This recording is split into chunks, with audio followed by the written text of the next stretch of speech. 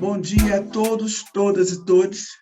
Dizer que é um prazer enorme estar aqui hoje com vocês nessa Conferência Livre de Saúde da População Negra, sabendo da nossa luta que não se iniciou hoje, né? Eu vou fazer um breve histórico da nossa luta dessa população. As reivindicações da população negra e de movimentos sociais, especificamente movimento de mulheres negras e movimento negro, para maior e melhor acesso ao SUS, estiveram sempre atuantes na esfera pública ao longo dos vários períodos da história das mobilizações negras, principalmente no período pós-abolição, e se intensificaram na segunda metade do século XX, tendo uma expressão significativa que geraram a reforma sanitária e a criação do Sistema Único de Saúde.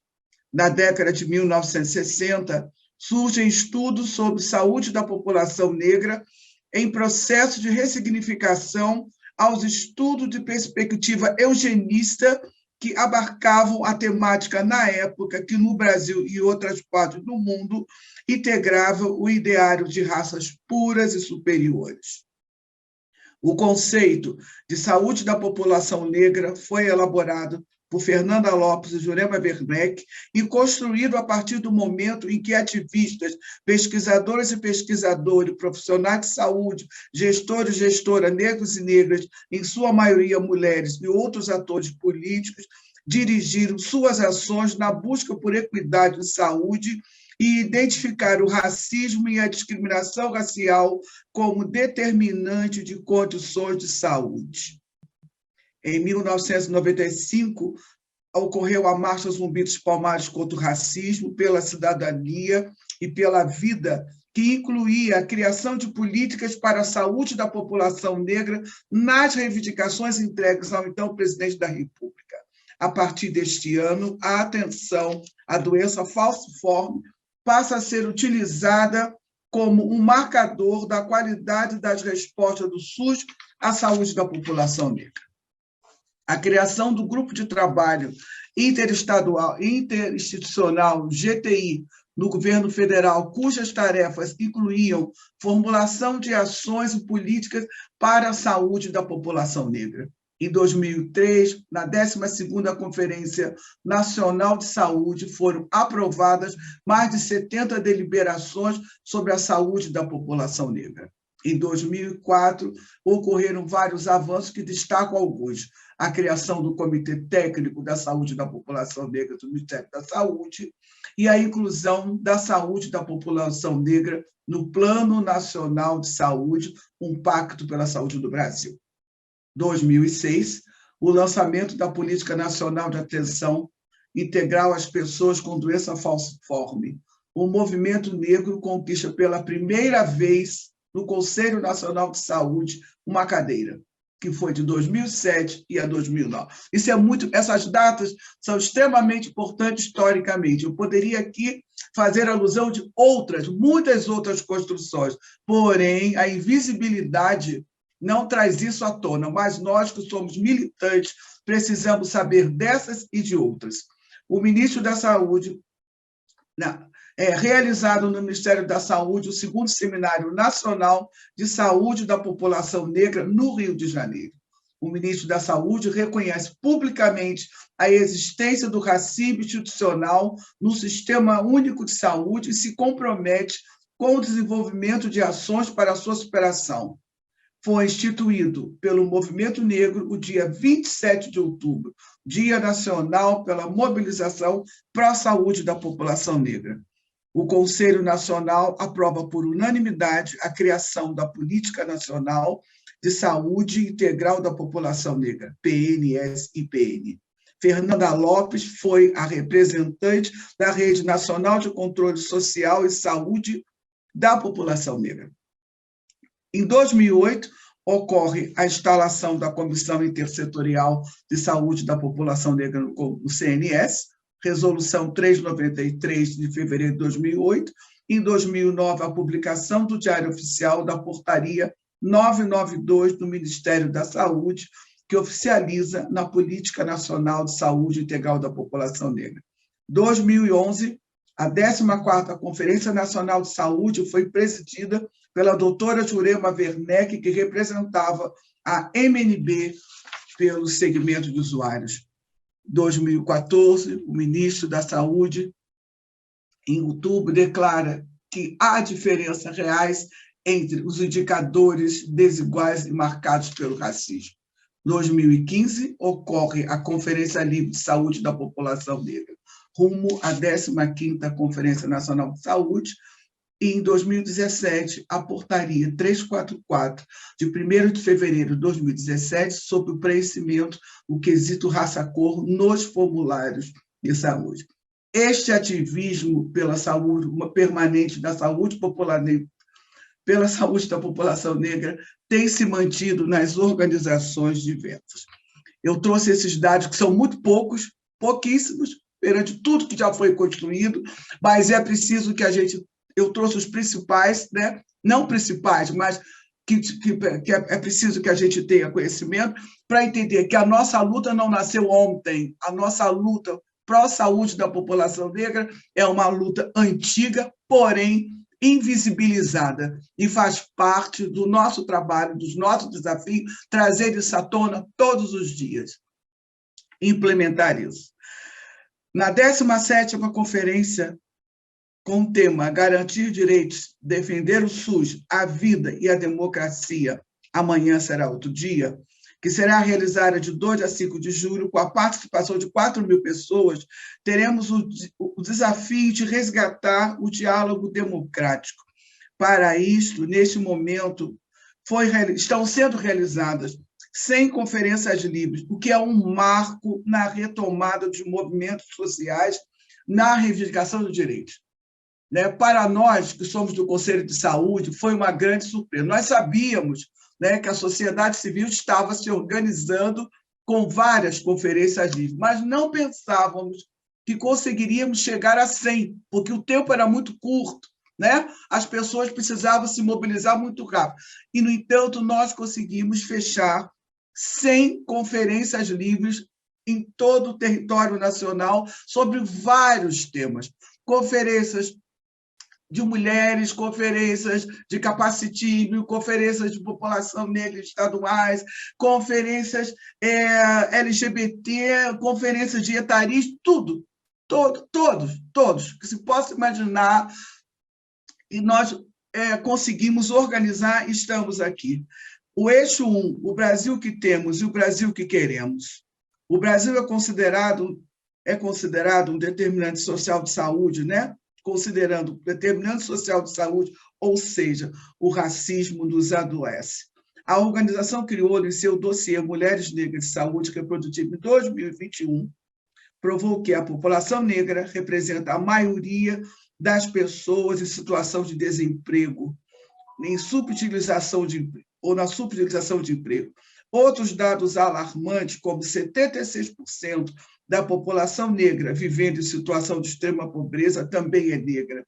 73% da população vivendo em situação de segurança alimentar também é negra. E assim como 64% das crianças vivendo na exploração infantil. Quando eu falo aqui, quando a gente está falando aqui da insegurança alimentar, é preciso que a gente diga que insegurança alimentar é uma coisa, passar fome é outra. Você pode comer todos os dias, mas você come todos os dias e não tem segurança alimentar. E a questão das crianças na exploração do trabalho infantil, nós que estamos aqui, que estamos o tempo todo na luta, sabemos nisso. Comprovamos que o racismo sempre existiu e acentua ainda nos momentos de crise socioeconômicas, e perceber a situação da maior vulnerabilidade social em que se encontram as mulheres negras e que lideram as taxas de insegurança alimentar, pobreza, extrema pobreza, além de receberem, quando empregados, os menores salários do país. E o que eu estou dizendo aqui é que a maioria de nós sabemos, é que nesses últimos tempos parece que nesse desgoverno que nós passamos, essas questões vieram à tona, parecia que era novidade. Não tem nenhuma novidade. Nós sempre estivemos nos piores marcadores sociais. né? Não é nenhuma novidade isso para nós. O Brasil que queremos é a eliminação do racismo. Por isso, a questão racial é o centro do nosso debate, considerando marcadores como gênero, identidade de gênero, classe, sexualidade, capacitismo, etarismo, que interagem e interferem na experiência do viver e, nesse sentido, exigir a implementação da Política Nacional de Saúde tem que ser o nosso desafio permanente. E quando a gente fala na implementação da política de saúde integral, nós estamos falando na tripartite. Isso tem que estar nos municípios, tem que estar nos estados, o tempo inteiro. Porque nós trabalhamos, nós sabemos que o Conselho Nacional tem o seu papel, mas que para essas políticas terem respostas, é preciso que os municípios implementem essa política. O papel do controle social de movimentos sociais para salvar vidas. O conhecimento ancestral já foi falado aqui anteriormente a mim, pela mãe Nilce, pela Lúcia, que o conhecimento ancestral sempre esteve presente em nossas vidas. As benzendeiras, o papel de acolhimento dos espaços de terreiros como proteção e defesa de direitos, sempre foram formas de resistência e fortalecimento para a nossa sobrevivência. E quando nós estamos falando aqui de defesa de direitos, né, nós trazemos o debate das defensoras, né, defensoras de direitos. Então, trazemos isso sempre de um olhar mais academicista, a construção do conceito, né, de defensoras de direitos. Mas mulheres negras sempre fomos defensoras de direitos em nossos territórios. A nossa maneira, a maneira negra de viver, de sobreviver, de ser solidária entre nós, em si, o nosso aquilombamento, né?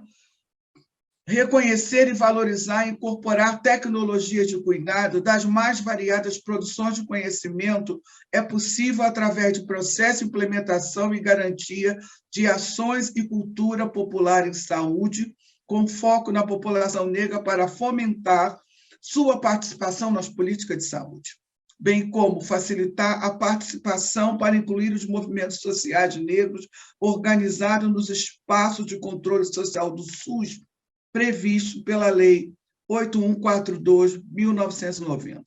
Neste sentido, é importante que a população negra participe do controle social, junto aos conselhos locais, distritais, municipais, estaduais, e, para tanto, as informações devem ser vinculadas amplamente. Quer dizer, cada vez mais a população tem que tomar conhecimento desses espaços de controle para que faça inserção nessa luta. Reconhecer que trabalhadores negros na saúde vivenciam a subalternidade racial. A educação permanente do SUS realiza a afirmação permanente sobre o racismo institucional para seus trabalhadores. É preciso que isso seja dito sempre, né? O espaço, como é ser um trabalhador de saúde negro, como ele é entendido não só dentro do espaço da gestão, como ele é recebido pelo público e como ele se coloca nesse lugar. Para que esse movimento, né, dessa subalternidade racial colocada na gestão e no atendimento do público. Garantir direitos e defender o SUS e a vida e a democracia. Quando nós defendemos o SUS, nós estamos defendendo o direito à vida, à democracia e às ações de implementação. No embate ao genocídio da juventude negra, a infância negra, os índices de mortalidade materna, o racismo obstétrico, o encarceramento e genocídio de homens e mulheres negras, a violência e assassinato de pessoas transexuais e travestis, estímulo à identidade negra positiva para crianças, adolescentes e jovens negros na desconstrução dos estereótipos, o envelhecimento saudável para a população negra, a criação de observatórios com garantia de acesso a dados epidemiológicos racializados que possam ser norteadores em saúde. Tudo que está aqui não é novidade nenhuma para nós. Sabemos perfeitamente como funciona essa sociedade racista em relação às nossas crianças, em relação às nossas mulheres, em relação à nossa velhice. Né? Eu esqueci de me autodeclarar e dizer que eu sou uma senhora. Né? Eu sou uma senhora de cabelos brancos e de tranças. Garantir o acolhimento, amparo e cuidado de mulheres negras vítimas de violências domésticas nas unidades de saúde, com atendimento humanizado, garantindo os princípios de universalidade, integralidade e equidade que pregonizam o SUS. Eu estou falando de questões que fazem parte do nosso cotidiano. Nós não somos atendidas no SUS. Nós ainda vivemos um SUS colonizador. Um SUS branco. Um SUS que ainda não enegreceu. E esse é uma grande responsabilidade nossa enquanto militantes do SUS. Para isto, o financiamento do sistema e a distribuição orçamentária, garantindo o acesso à universal, respeitando as vulnerabilidades sociais da sociedade brasileira. Amanhã será outro dia para todos e todos.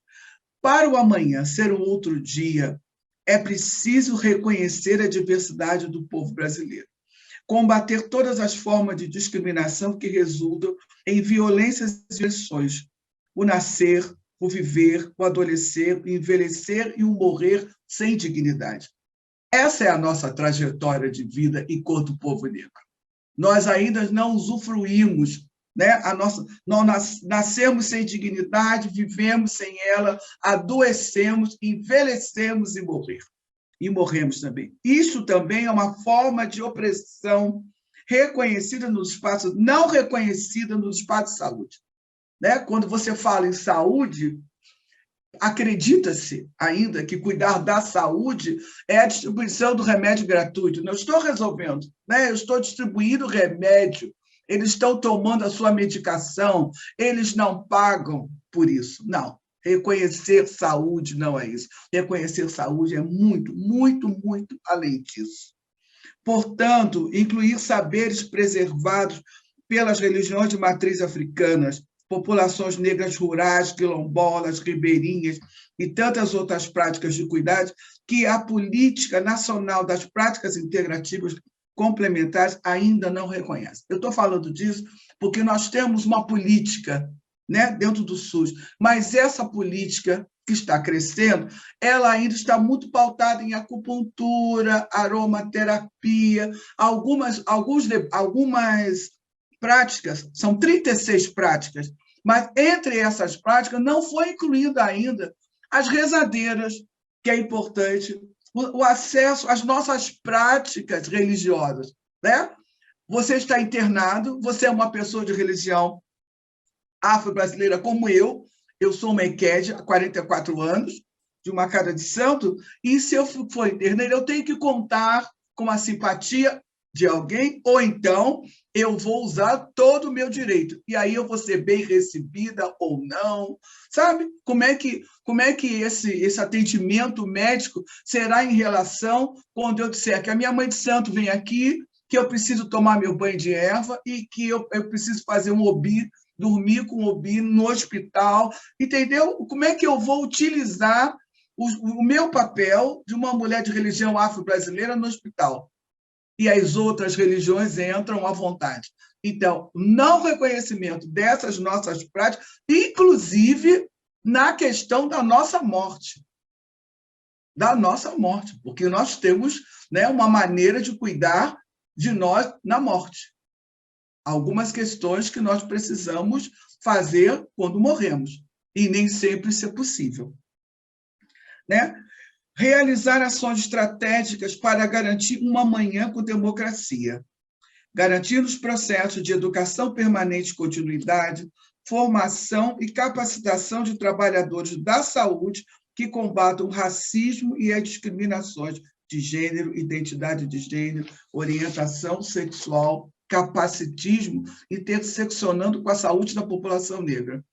Implementar ações de valorização e proteção, acolhimento dos trabalhadores de saúde negros, incluindo aprovação com financiamento adequado para o projeto-lei que aumente o piso salarial dos profissionais de enfermagem. implementar políticas públicas para a garantia de uma atenção básica à saúde, com equipes de saúde da família, multiprofissionais e capacitadas para acolher situações de racismo e seu combate em outras formas. Incentivar a garantia, a contínua produção de conhecimento científico e tecnológico com a saúde da população negra. Incentivar, implementar e monitorar políticas afirmativas para a ocupação de cargos nos mais variados âmbitos da gestão da saúde. Ampliação do acesso a testagem, diagnóstico e tratamento para doenças infecciosas e infecções sexualmente transmissíveis para toda a população. Formar e capacitar profissionais de saúde na importância do preenchimento da autodeclaração, raça, cor, etnia, religião, gênero, identidade e orientação sexual nas notificações dos agravos de saúde. Reforçar e monitorar o preenchimento das fichas de notificação de violência com o objetivo de produzir dados epidemiológicos que serão base para políticas públicas de saúde e cidadania. Garantir acesso ao processo transexualizador do SUS, seja por via de ampliação de hormonização e por ampliação das cirurgias. Bom, pensar, né, o amanhã será outro dia se nós conseguirmos dar conta disso tudo. São coisas fundamentais, fundamentais, quando a gente está falando aqui, né, implementar a saúde básica da família, né, multiprofissional, com capacidade para acolher situações de racismo e outros combates de discriminação, né? Você tem que estar à frente da saúde da família, né? Se esse é o seu lugar da gestão, entendendo que o racismo adoece, como já foi dito anteriormente, e que esta mulher, ou esta criança, ou este adolescente, ou este homem está passando por alguma situação de depressão, ou angústia, ou ansiedade, né, que esteja desorganizando completamente a saúde mental dele por conta do racismo. E você tem que saber fazer a leitura além daquele diagnóstico, porque ela vai chegar e ela vai dizer: eu tenho arritmia, eu não durmo à noite, eu tenho pânico, né?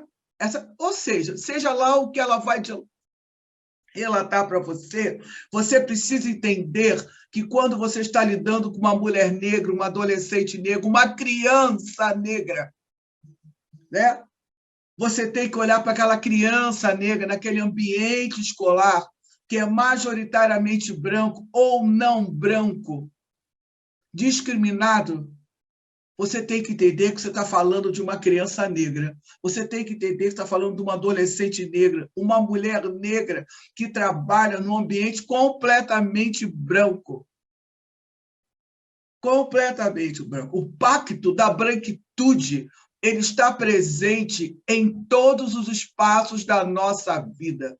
Então, a luta antirracista é muito maior. Lutar contra o racismo é lutar contra o racismo e é lutar contra um pacto da branquitude que está o tempo todo entre nós também. Então, não é olhar somente o racismo pelo o que está por trás do racismo, existe um pacto de branquitude. E a gente tem que saber fazer essa leitura. Então, olhar para uma companheira negra, estar no espaço de saúde, sendo recebida, né? É você entender que a mulher que está do outro lado, ou o homem que está naquela gestão te atendendo, você não sabe o olhar racial que ele tem sobre você. Primeiro. E se você está do outro lado da gestão, né, do outro lado da recepção na hora que você chega, você tem que entender que ela também não sabe como ela está te olhando. E você não sabe como ela te olha, e ela não sabe como te olha. E essa interlocução tem que ter. Nós temos que estar preparados para chegar, saber de todos os nossos direitos para sermos atendidos nesse espaço de saúde. Saber que a discriminação pode nos levar à morte. E quando eu falo levar à morte, é um mau atendimento, sim. A violência obstétrica mata. E ela é racial. A violência obstétrica, na maioria das vezes, ela é racial. E ela pode tirar a nossa vida ou nos dar danos para sempre. Então, é desse lugar que eu encerro, dizendo assim, rumo à 17ª conferência, sabendo que, além da luta pelo SUS, a nossa luta é maior. Nós lutamos por um SUS que ainda é um SUS colonizador. Nós temos que reconstruir esse SUS, que nesse último tempo foi completamente, como eu diria, não vou dizer que ele foi quase, né? Quase acabaram com o nosso SUS, porém, a reconstrução desse SUS é a partir dos nossos olhos de homens e mulheres negras, entendendo que ainda esse SUS não nos alcança e a nossa luta é diária. Muito obrigado, um grande abraço e uma excelente conferência para nós todos, todas e todos.